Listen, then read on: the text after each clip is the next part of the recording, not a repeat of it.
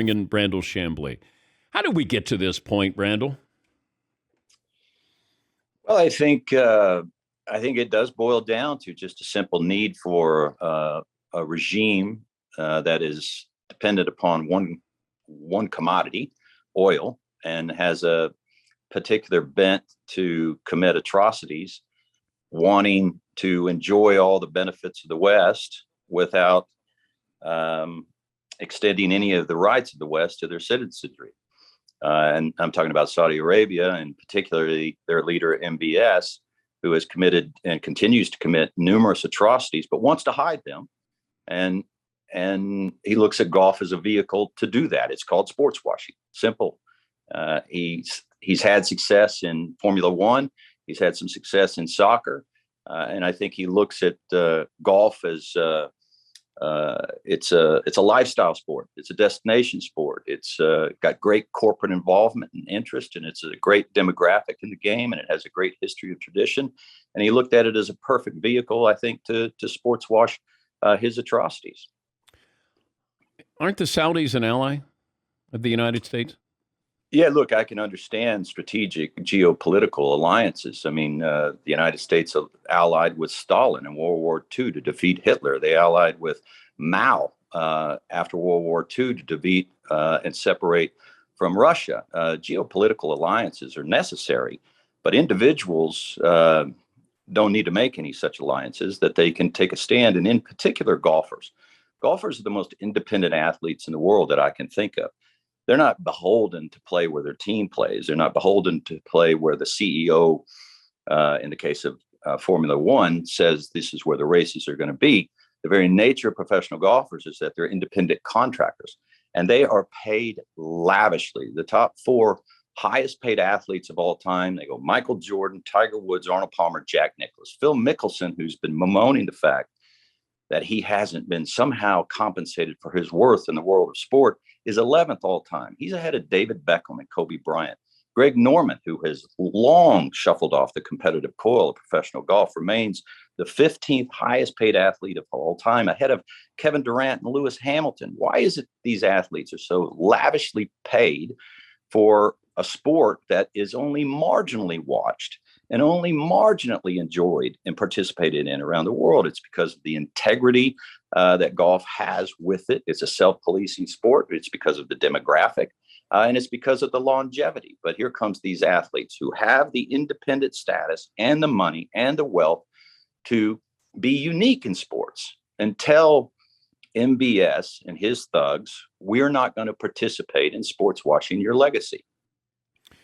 But you look at these players, and it feels like everybody does have a price tag, or at least, the Saudis think you might have a price tag. Tiger is at $1 billion, or Jack, whatever he's getting was getting offered. Does Rory have a price tag? He's been saying all the right things. Jordan Spieth, Justin Thomas, I don't know if they do. And it feels like everybody's taken this let's wait and see approach with those who haven't joined yet. But what do you think the grand plan is of this Saudi tour? Next 3 years, 5 years, if you were looking at what this is going to be? Well, they've been at this for a long time. So they've been researching and trying to cobble together this tour now since 2014. So we're 8 years on. They teed off today. And if you look at the list of 48 players, by my count, there was only 14 that the average golf fan would recognize. Sergio Garcia, Brandon Grace, Dustin Johnson, Graham McDowell, Phil Mickelson, Poulter, Schwartzel, Westwood Keimer. Okay, you add all that up, it's 14 players. Their average world rank is 100th. Their average age is 40. They've combined this year to play on 178 events, and they've had collectively 12 top 10. So under no way, no shape or form, if you're watching this, are you watching the best players in the world. If this were a horse race, it wouldn't be the Kentucky Derby. It would be a $10,000 claiming race. They paid $200 million for Phil Mickelson. Phil Mickelson is 51 years old. 51. His best golf is so far in his rearview mirror. It'd be like paying $200 million for a 25-year-old Seabiscuit to race in Kentucky Derby. So what is their goal?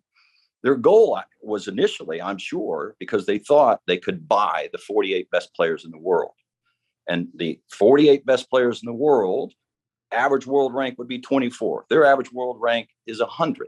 So quite clearly, they haven't been successful in buying all these players. Rory McIlroy said, "I can't be bought." Morikawa, Thomas, Spieth, Scheffler, Rahm, they all said, "I can't be bought."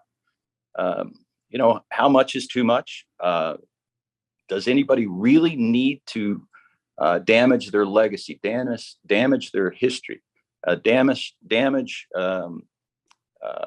the way they're viewed in the game of golf by not only tarnishing their own legacy, but tarnishing the game of golf? Because if you think about the PGA Tour, Dan, the foundation of the PGA Tour is philanthropy.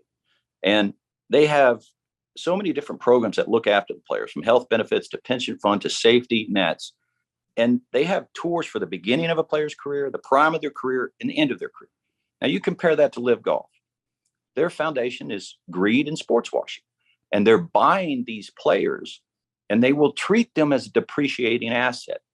These players are expendable to them. They will toss them aside when they're no longer of further use. So the goal of Live Golf is clear and simple. It is very transparent. It is to sports wash a legacy, and to do it with a facade of sport. Okay. The Masters, British Open, the Open Championship. Do you think everybody's going to be in conjunction here and just say we're not going to allow even former winners to compete at the Masters? I think it's likely that 2 or 3 of the major championships will look at whether or not players are in good standing, either with the PGA Tour or a member of the one of the major tours, and then keep the players from entering these. The USGA, I thought that they might take a harder stance. They didn't. I think they left it a little bit open as to whether or not their stance might change in 2023. But their regs don't preclude a player not being part of a tour. I mean, a 45-year-old plumber can qualify for the U.S. Open and go play. And their verbiage was that they pride themselves on being the most open of all golf's major championships. But is Phil going to play next week at the Open Championship? He is. They've said DeChambeau is going to play if healthy enough. Dustin Johnson going to play. Patrick Reed going to play. Yeah, I think they'll get in the U.S. Open. I don't know about the Open. I wouldn't be so sure. I wouldn't be so sure about the Masters. I wouldn't be so sure about the PGA Championship. I don't think that's going to happen. And they certainly are not going to play in the President's Cup. They're not going to play in the Ryder Cup. They're not going to play in the Players Championship and these sorts of things. All of the things that were in front of some of these players, not all of them, but some of these, they're just not going to happen. Ian Poulter's never going to be a Ryder Cup captain. Graham McDowell's never going to be a Ryder Cup captain. Lee Westwood's never going to be a Ryder Cup captain. Phil Mickelson's never going to be a Ryder Cup captain. Phil Mickelson's not going to be an honorary starter at the Masters. And they're not going to continue to make, as Phil would have continued to make $10, $20 million a year for the next 15, 20 years. And, I've talked to sports marketing people, and they think that's very realistic, that he would have continued to have that kind of income going forward for decades. I don't understand Dustin Johnson's comments when he goes, "Oh, I was going to have to play golf the rest of my life." I guess to have his lifestyle. Now I only have to play 8 to 10 more years. And I'm paraphrasing here, but it came off so poorly here. I want somebody to just say the following, Brandel. I'm okay with this. My conscience is okay with this. I took the money. That's it. Nobody's going to say that, but that's really what this comes down to. Yeah, Dan, I would have a little bit more respect for them if they did that. It seems a simple thing to say. I mean, you listen to the comments. Taylor Gooch, when asked about, how opaque this was from a moral standpoint, said, "I'm just not that smart." He said that. And the others, they fidgeted and they weaseled around and they looked for the various members of the Live to sort of break up and stop the questions from coming, because, they're sitting on a stage and they're having to tell a lie, and they know it. Grow the game and all that nonsense. They're not growing the game. They know they're destroying the game, but they don't care. They cannot, in their wildest imagination, think they're growing the game. Dustin's comments, look, what would he be worth as we sit here? A couple $100 million. If he wanted to quit golf today, he could quit golf today. His wife is going to inherit. Look, let's hope Wayne Gretzky lives, for decades more. But I mean, she's certainly not. If she's on her own, she's not going to be destitute.